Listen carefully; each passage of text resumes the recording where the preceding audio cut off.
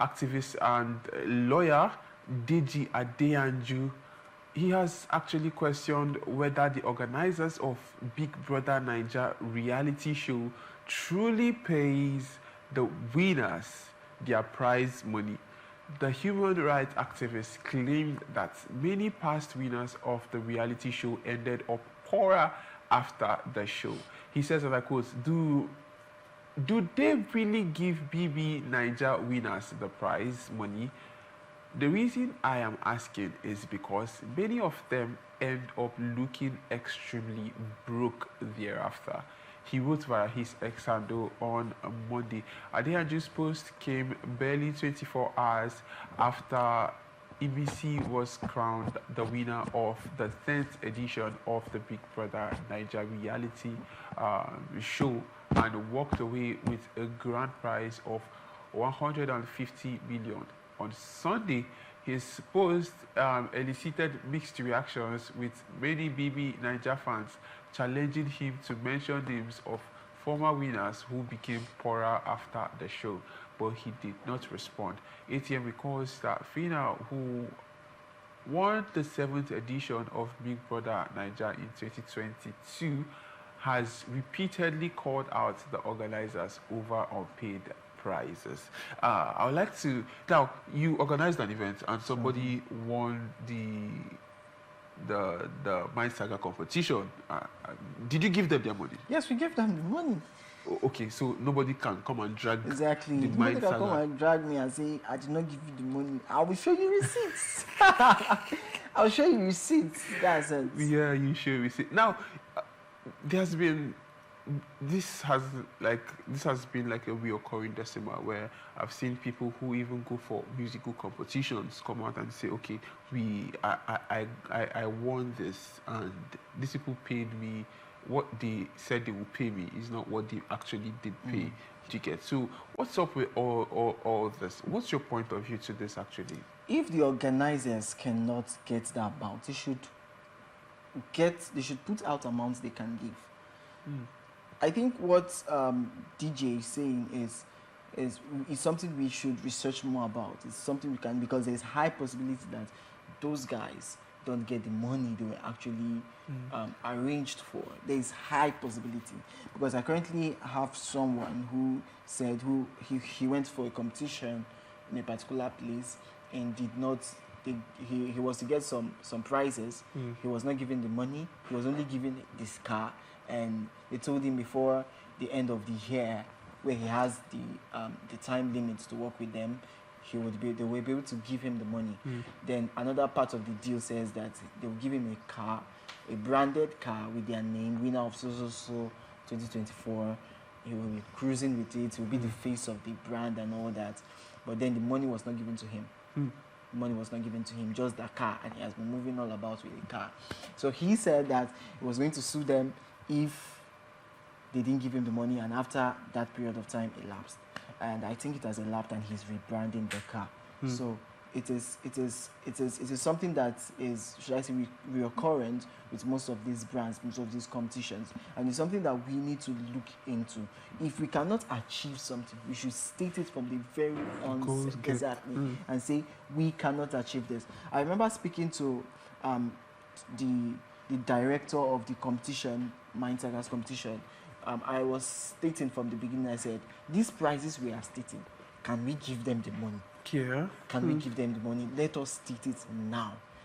And yes, because I am a kind of person of faith. As I said earlier, we should believe and step out in faith. He says, since we believe that we can get the money, we should go ahead and get the money.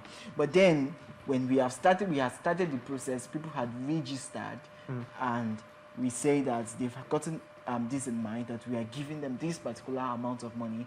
They've gone ahead and registered. He came and was bothered that he's not sure we can give them this money. I was like, why? We've told them we are giving them this money, so we are not going back on that. We are not going back on that. So, because it's should I say it is I'm looking for the right word. It is not. It doesn't show integrity to get people into the boat and then changing direction. It's wrong. It's wrong. If we did that this year, next year, people will not trust us to get along with us. Yeah. So it's a bad image.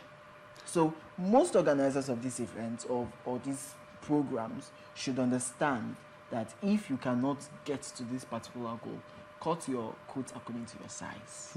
Is it according to your size or according now? to your material? According to your clothes. Now, I think I get your point. Now, something striking about what you said was when you made mention of cutting your clothes according to your coat, your clothes. Yeah, cutting your coat according to your clothes. And again, the part where you mentioned honesty. The comment by Deji where he says the winners of reality TV show BBNaija actually turn out poorer than they ever were. Now, I would like to get your take on that because we've also seen in time past, Fina, the 2022 winner, comes out to drag these people and be like, okay, when I never still pay me everything when I say when I go pay. Jiget. And when I was having that conversation with Divine just a few minutes ago, he also said it happens because he knows somebody who won the competition, and after winning, they only gave him the car to be the face of the whole. It's like more like a charade, so to speak. Now you go out, you just drive the car around. They see you, they be like, hey, the emperor, the conqueror, the champion, the lion is here. You have won the competition. You're driving around, but then the money, the prize money, you're not being given. I'm asking, why is that so, and why is it a recurring decimal? Okay, you know, it's show business. And if there's one thing I know about show business is 80% of stuff happen behind the scene. We only get to see the 20%. So what we see is what they let us see. So it's only when someone who has gone through that experience, if I would say that, comes out to tell us, they promised me 100 million, they gave me only 10 million. That's only when we know, because it's show business. There's a lot of resources that goes into PR. Publicity and all. So even the BBNaija, for example, even the artists, there's so much from the information that I'm privy to. There's so much they spend on publicity so that they can be known, so that people get to vote for them. So that money that is coming to them, for example, like the cash prize, it doesn't belong to only them. Yes, it doesn't belong to only them. And now, to be specific, because I read that tweet by Barrister Deji, and I was just smiling, because I was following Fina very well. It's season 7, you know, season 7, yeah. Season 7. So I got to know about most of the prizes and stuff that she was promised. I think she was promised 100 million. She was given 50 million, the other in cash. Then I was also aware that she was supposed to get one BTC. One BTC, 1 year supply of Pepsi, and a trip for two to Dubai. So far, from what I know, I don't know for others, I think the only thing she got there is just the trip to Dubai. I don't know if she got the BTC, and as at then, one BTC was it 22 million. Now, what's the value of one? Over 100 million, almost 184 million naira. And these are things that she has been clamoring for. So it's one thing that we know about show business. They get to show us only the good sides. Then behind the scene, after the whole glamour, so much is happening. So I think it's something, even the practitioners of, you know, skit making, content creation, they came together to even speak for Fina. And they got that subtle thread that even if you take us to court, it doesn't mean you win. I heard something like that on the news. So it tells you how far these things go. It runs deeper. But I think we have to get to a point where, as a society, we should reward commitment. If you've decided that, okay, we are doing a reality TV show for people to come on board, to, you know, lifestyle and all of that, and you promised stuff, you know, money is a factor. A lot of things motivate people to do what they do on the reality. On the normal day, some of them will not do what they do. But because they know, okay, at the end of this, if I put in my best, I'm going to get something. You know, let's always reward commitment. So if we don't do that and we can't fulfill our promises, what's the chances, or what's the chance that those who would come on board again will be rewarded? So I think we need to look at that as a society, not just about the organizers of BBNaija, because what Barrister Deji said is true. Sometimes I follow some of the former housemates. You find out that the way they were doing when they left the house and the way they are doing now, my brother, it's just eye service, you know, in that sense. So there's so much happening behind the scene. We only get to see 20%. So much is happening. The 80%, so much is going on. So much is happening. And we still have young ones. It's I don't know if I should say it's sad now, but we still have young ones who still want to venture into these things and they don't know all this. They have no knowledge of what is happening. That's the 80% now that is happening behind the scene. They only see the 20% and that's what they roll with. Now, Divine, let me come to you on this one. What's your advice to the young ones who still want to get into this, the show business? What should they have in mind? Because there are a lot of people that go into this kind of things, competition, and when you don't give them what they've won, what their prize, they come out. That can actually lead to depression. That can actually it can be frustrating actually. Okay. Yeah. Now, so what would be your advice to them when going into somebody comes to you now, a young man or a young lady comes to you now and say, Divine, I need an advice from you. I want to get into this business. I want to get into this show business. Yeah, I want to go in as a housemate on BBNaija and maybe any other competition. I want to go for any competition now, not necessarily BBNaija now.